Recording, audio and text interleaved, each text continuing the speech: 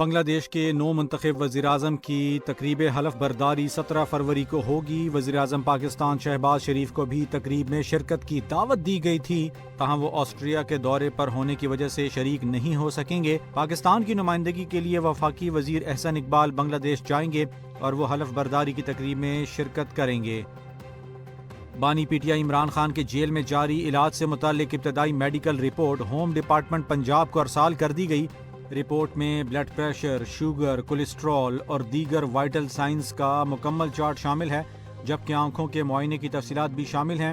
Jail حکام کے مطابق کنسلٹنٹ رپورٹس، میڈیکل سٹاف کی معلومات اور معائنہ کرنے والے ڈاکٹرز کی تفصیلات بھی رپورٹ میں شامل ہیں۔ آن ڈیوٹی ڈاکٹرز روزانہ 3 مرتبہ بانی پی ٹی آئی کا معائنہ کر کے وائٹل سائنز چیک کرتے ہیں اور مکمل ریکارڈ مرتب کیا جا رہا ہے۔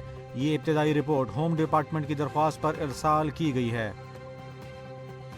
ایران کے نائب وزیر خارجہ مجید تخت روانشی نے کہا ہے کہ اگر امریکہ پابندیاں اٹھانے پر بات چیت کے لیے تیار ہوا تو ایران جوہری معاہدے تک پہنچنے کے لیے بعض سمجھوتوں پر غور کر سکتا ہے۔ انہوں نے تصدیق کی ہے کہ مذاکرات کا دوسرا دور منگل کو جنیوا میں ہوگا۔ ایرانی عہدیدار نے اندیا دیا ہے کہ ایران انتہائی افزودہ یورینیم کی سطح کم کرنے پر آمادہ ہو سکتا ہے، بشرط یہ کہ تمام اقتصادی پابندیاں ختم ہوں۔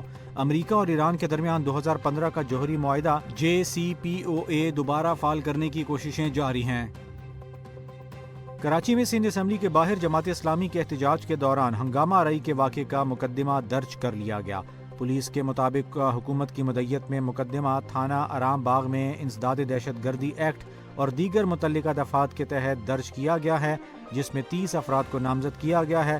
احتجاج کے دوران پولیس نے آنسو گیس کی شیلنگ اور لاٹھی چارج کیا، جس سے ایک کارکن زخمی ہوا جبکہ متعدد پولیس اہلکار بھی زخمی ہوئے۔